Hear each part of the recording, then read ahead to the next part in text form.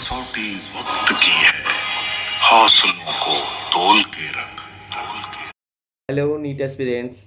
बहुत समय से जिस चीज़ का हम सभी को इंतज़ार था कि नीट 2024 का काउंसलिंग कब स्टार्ट होगा, तो नीट 2024 का काउंसलिंग का डेट आ चुका है, लेकिन मैं वीडियो थोड़ा लेट से ये बना रहा हूँ। तो ये जो फर्स्ट राउंड का जो शेड्यूल है नीट का ऑल इंडिया काउंसलिंग जो होता है वो सिर्फ और सिर्फ 15% सीट्स के लिए होता है। ठीक है, 15% सारे कॉलेजेस के, जो भी स्टेट कॉलेजेस होते हैं उनके, और जो हमारे सेंट्रल कॉलेजेस हैं, सेंट्रल कॉलेजेस जैसे कि एम्स, वो सारे सीट्स ऑल इंडिया कोटा के थ्रू भरा जाता है। लेकिन जो भी स्टेट के कॉलेज है उनके 15% से सेंट्रल या फिर ऑल इंडिया कोटा से फिल होते हैं।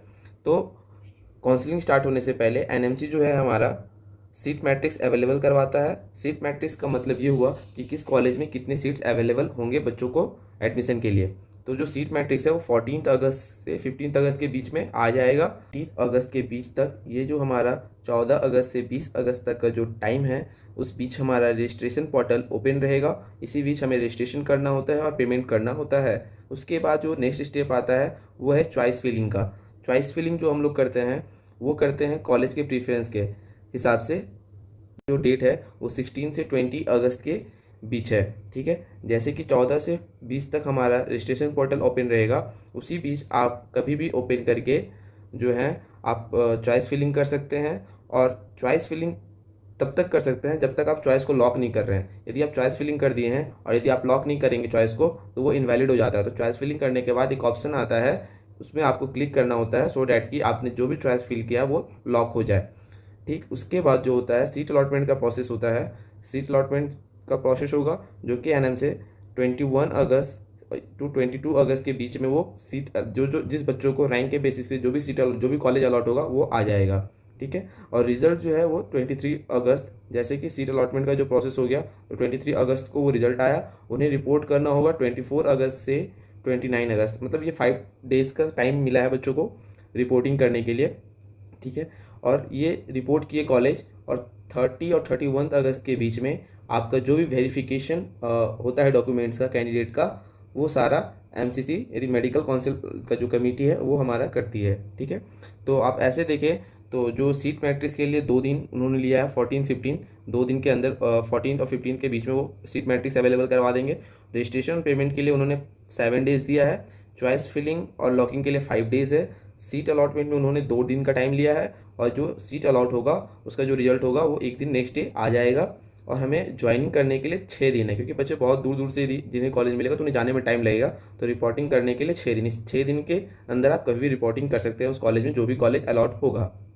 ठीक है, और जो वेरिफिकेशन है वो 2 दिन में वो अपना जो भी डॉक्यूमेंट्स वेरिफिकेशन, वो हमारा जो जिस कॉलेज में जाइएगा उसी कॉलेज में आपका वेरिफिकेशन होगा डॉक्यूमेंट्स का। तो ये फर्स्ट राउंड का हमारा शेड्यूल था ऑल इंडिया कोटा का। ठीक है, अब मैं झारखंड स्टेट का काउंसलिंग का शेड्यूल बताता हूँ, जो कि वो भी आ चुका है। ठीक है, ये झारखंड स्टेट का जो गवर्नमेंट ऑफ झारखंड, जो स्टेट का हमारा ये काउंसलिंग होता है, वो स्टेट का शेड्यूल कुछ इस तरह से अवेलेबल कराया गया है, आप देख सकते हैं। तो ये झारखंड का स्टेट काउंसलिंग का जो उन्होंने प्रेस रिलीज करके बताया है, जो भी शेड्यूल है वो गवर्नमेंट ऑफ झारखंड के हमारा वेबसाइट है, इस वेबसाइट पे अवेलेबल है। तो जो भी है शेड्यूल का डेट जो है इस तरह से है कि ऑनलाइन एप्लीकेशन फॉर्म सबमिशन 10 अगस्त टू 17 अगस्त के बीच में होगा। ठीक है, 10 से 17 के बीच में आपको एप्लीकेशन फॉर्म सबमिट करना है। मतलब कि आपको इस वेबसाइट पे जाना है, पोर्टल ओपन हो जाएगा, आपको एप्लीकेशन फॉर्म भरना है, जो भी रिक्वायर्ड इन्फॉर्मेशन होगा उसे फिल करके सबमिट करना है।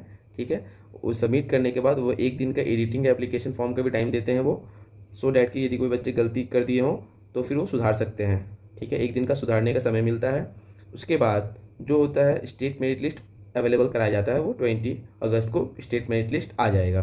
ठीक है, लेकिन वो कैसे, जब आप फॉर्म सबमिट कीजिएगा तो फॉर्म सबमिट करने के लिए एक पेमेंट, उसके बाद आपको पेमेंट करना होगा। यदि कोई कैंडिडेट जनरल EWS BC1 या BC2 से बिलोंग करते हैं तो उन्हें 500 रुपीज़ का पेमेंट करना होगा। यदि वो कैंडिडेट ST और SC या female candidate of all categories तो 250 रुपीज़। ठीक है, इसका मतलब ये हुआ कि यदि आप फीमेल हैं या तो आप EW से बिलोंग करते हैं या जनरल हो या BC1 BC2, यदि कोई फीमेल कैंडिडेट है तो उन्हें 250 ही पे करना है, इंक्लूडिंग ST SC मेल और फीमेल कैंडिडेट, या फिर general BC1 EWS 250 female candidate.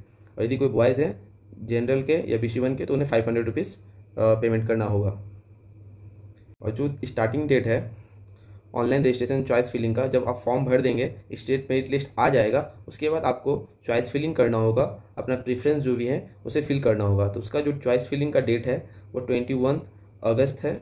Last date जो होगा चॉइस फिलिंग का वो होगा 26 अगस्त, ठीक है। और किसी भी तरह का यदि आप चेंजेस लाना चाहते हैं अपने चॉइसेस फिलिंग के लिए तो उसके लिए भी उन्होंने एक दिन का समय दिया है, 27 अगस्त। फाइनल जो हमारा सीट अलॉटमेंट और जो प्रोविजनल सीट अलॉटमेंट लेटर आएगा वो 29 अगस्त से 5 सितंबर के बीच में हमारा लेटर आ जाएगा। उसी के बाद आपको डॉक्यूमेंट्स के साथ आपको जो भी कॉलेज अलॉट होगा उस कॉलेज में पहुंचना होगा 30 अगस्त से 5 सितंबर के बीच में। इसका मतलब कि 29 को आपका सीट अलॉटमेंट हो जाएगा। जब सीट अलॉट हो गया तो 30 से लेके 5 सितंबर तक आपको जो भी कॉलेज अलॉट होगा उस कॉलेज में पहुंचना होगा। तो ये जो है ये फर्स्ट राउंड काउंसलिंग का है, ठीक है।